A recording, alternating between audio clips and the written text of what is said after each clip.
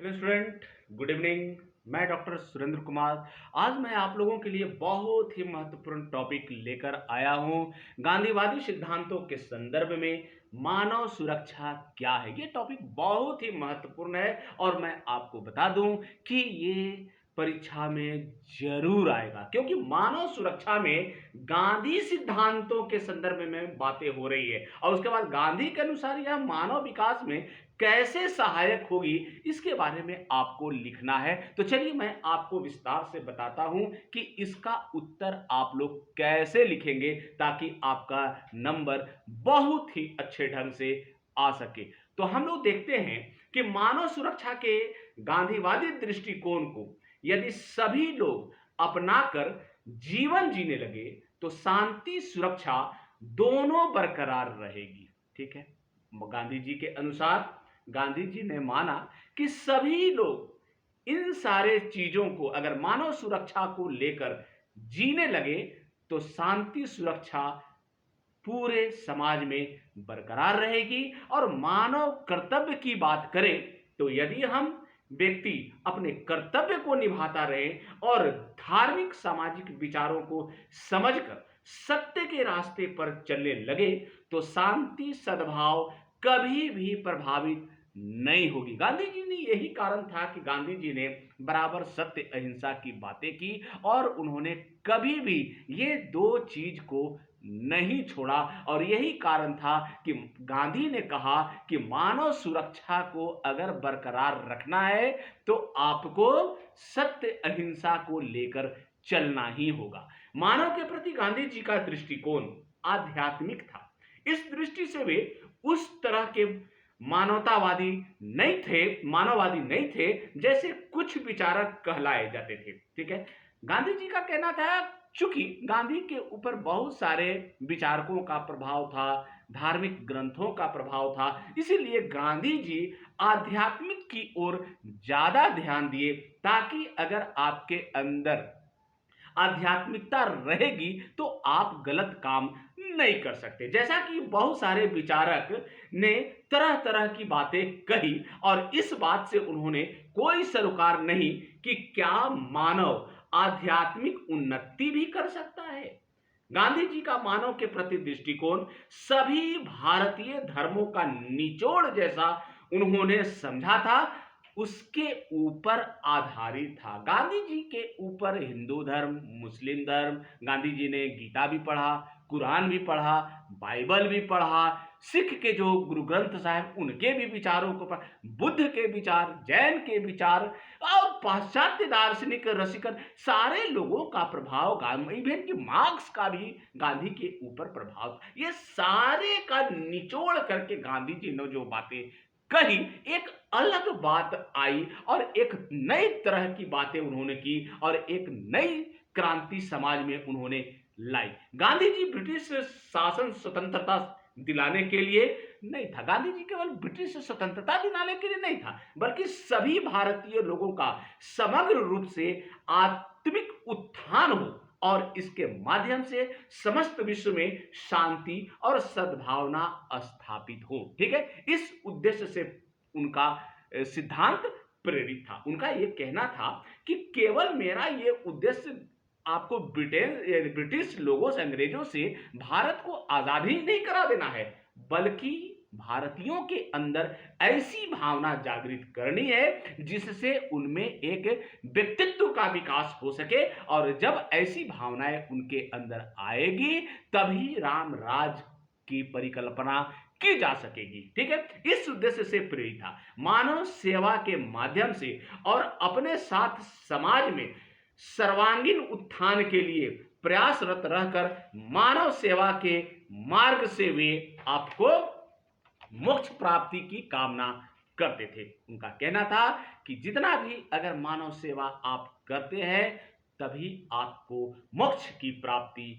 होगी, क्योंकि मानव सेवा ही सबसे बड़ा सेवा होता है। मोक्ष से उनका अर्थ यह था कि मानव सभी विकार और सभी दोषों से मुक्त हो। ठीक है, गांधी जी ने गांधी जी से बढ़कर मानव की प्रतिष्ठा और उसके सम्मान की बात करने वाला शायद ही कोई महापुरुष रहा हो। गांधी जी का मानव के प्रति सम्मान और उसकी प्रतिष्ठा हेतु संघर्ष की शुरुआत तब हुई जब गांधी जी के पास ऊंचे दर्जे का टिकट होते हुए भी साउथ अफ्रीका की ट्रेन के कंपार्टमेंट से उन्हें प्लेटफॉर्म पर ढकेल दिया गया। आप जब देखे होंगे, हिस्ट्री पढ़े होंगे, तो गांधी जी जब साउथ अफ्रीका गए तो उन्होंने ट्रेन में चढ़ने के लिए फर्स्ट क्लास का टिकट लिया और वहां उनको इस तरह से बेइज्जती की गई वहां के गोरे लोगों के द्वारा कि उन्हें ढकेल कर बाहर कर दिया गया। और यह दुर्व्यवहार साउथ अफ्रीका में उनके साथ केवल इसलिए हुआ कि वे गोरे वर्ण के नहीं थे और वहां रंग भेद की नीति चल रही थी। साउथ अफ्रीका में रंग भेद की, गोरे और काले की भावना चल रही थी और इस भयंकर अपमान की प्रतिक्रिया में गांधी के बजाय कोई अन्य व्यक्ति होता तो वह बंदूक उठा लेता और बागी बन जाता तथा बृहद रूप से नरसंहार की तैयारी में भी वो लग जाता। ठीक है, परंतु उनकी प्रतिक्रिया यह थी कि रंग भेद के इस अमानवीय कार्यों से उनकी स्वतः की प्रतिष्ठा को भी ठेस नहीं लगी, बल्कि उनके समान समस्त भारतीय या अन्य सामान्य व्यक्तियों का अपमान हुआ है। इस घटना के बाद साउथ अफ्रीका में उन्होंने अनेक आंदोलन सभी वर्गों के लोगों के साथ किए, जिसके पीछे मुख्य विचार और ध्येय था कि मानव को मानव के रूप में प्रतिष्ठा और सम्मान शासन एवं शासन के लोगों द्वारा मिलना प्रत्येक मानव का अधिकार है। उन्होंने बहुत अच्छी बातें कही कि मानव को मानव के रूप में प्रतिष्ठा और सम्मान शासन एवं शासन के लोगों द्वारा मिलना प्रत्येक मानव का अधिकार है। सोचिए गांधी ने कैसी बातें मानव के बारे में सोची। ठीक है, उनके संघर्ष का उद्देश्य था, गांधी जी के संघर्ष का उद्देश्य था मानव को केवल मानव होने के नाते प्रतिष्ठा एवं सम्मान मिलना चाहिए, भले ही उसका रंग, वर्ण, जाति, राष्ट्रीयता, सामाजिक स्तर कुछ भी हो। इस विचारधारा की पृष्ठभूमि में हिंदू धर्म में प्रतिपादित अद्वैत का सिद्धांत आप लोगों ने सुना होगा।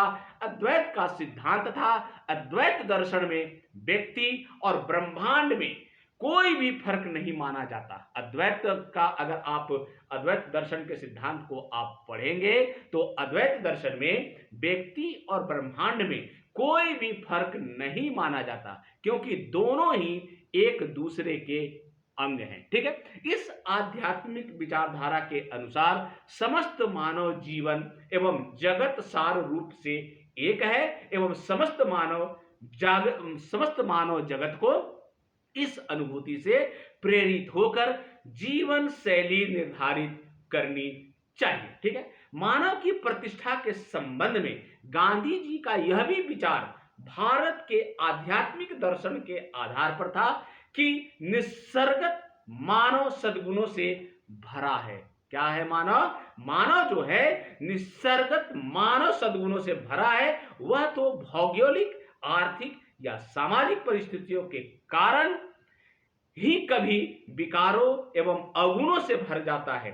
गांधी जी के समस्त सामाजिक कार्यक्रम इसी ध्येय से प्रेरित थे कि मनुष्य को अपने सद्गुणों का मान कराया जाए और धीरे धीरे स्वयं के प्रयत्न से उसको अपने अवगुणों से दूर करना सिखलाया जाए। ठीक है, इससे बढ़कर कोई भी मानव हित में किया हुआ कार्य नहीं हो सकता और यही कार्य ऋषि मुनियों और संतों और अवतारों ने भी किया था। तो इतना ही आपको लिखना है। आप इतना अगर आप लिख देते हैं तो समझ लीजिए कि 3 से 4 पेज हो जाता है।